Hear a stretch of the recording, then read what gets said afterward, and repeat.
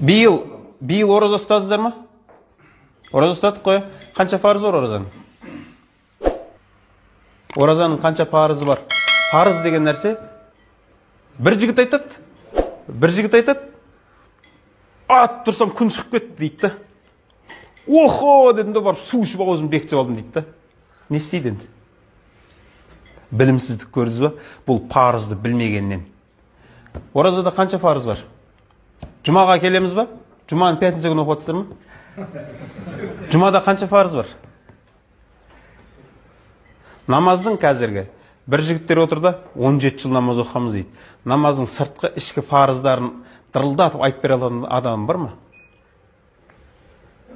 Мен бұны жігіттер біреуді кемсітейін деп жатқан жоқпын. Біз өзіміздің дәрежеміз примерно білейік та. Біз осыны ойлансақ, біз әлі біреуге деп сөйлеуге әлі ерте екенбізге. Мынау нәрселер, мен айтып жатқан нәрселер бар ғой, сізге, бізге білу фарыз нәрселер, бірақ білмейміз дәл біз. Бірақ біз басқа адамдарға лешітетіп жүрді да. Короче, мен бейнамаз, мен намазхан, сен бейнамаз. Сіз намаз оқисыз, анау намаз оқымайды. Не айырмашылығы бар? Еш нәрсе білмейсіз ғой. Не істеп жүргенін білмейсің. Оразаның парызын білмейсің, бірақ дырылдап ұстап жүрсің. Оразаның 3 парызы бар.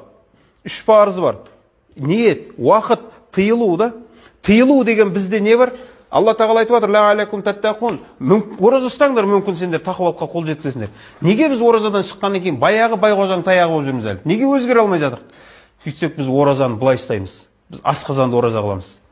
Тыйылу деген нәрсе бар ғой, тыйылу тек ауызды тыю емес еді. Бізде білімсіздік осыған жеткізді.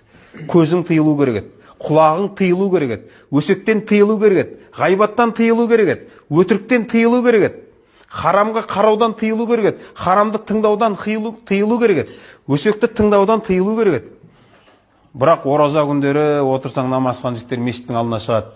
Сөйтеді де талдай бастайды. Так, ана кім? Петка адам емес. Сашка сәл-сәл адам. Анау, ол тозақта. Мынау ше, бұл жәннатта. Анау ше, оны ойланып көреміз. Осылай біздің жігіттер отырып алып, кімнің қайға баратынын талдап отырады да. Пайғамбар салсам не деді?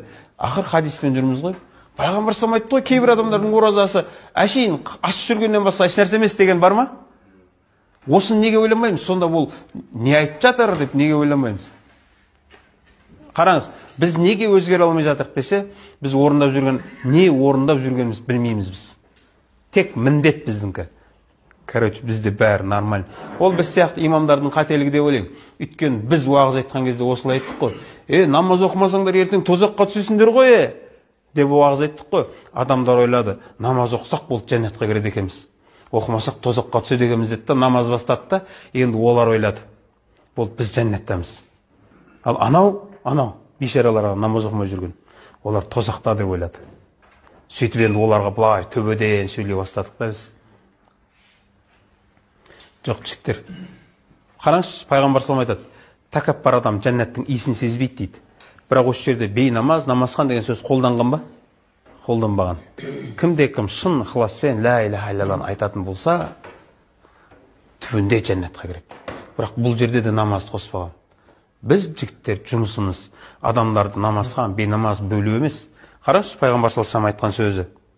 Адам баласы көркем мінезділігімен, хотя бізде жоқ ол, көркем мінезділігімен күндіз ораза ұстаушылардың, түнде намаз оқушылардың дәрежесіне жетіп алады деген.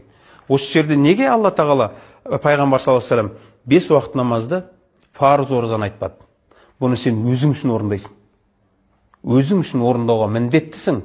Шын тақуалар не істейді? Шын тақуалар ораза ұстайды. Нәпіл оразаларды айтып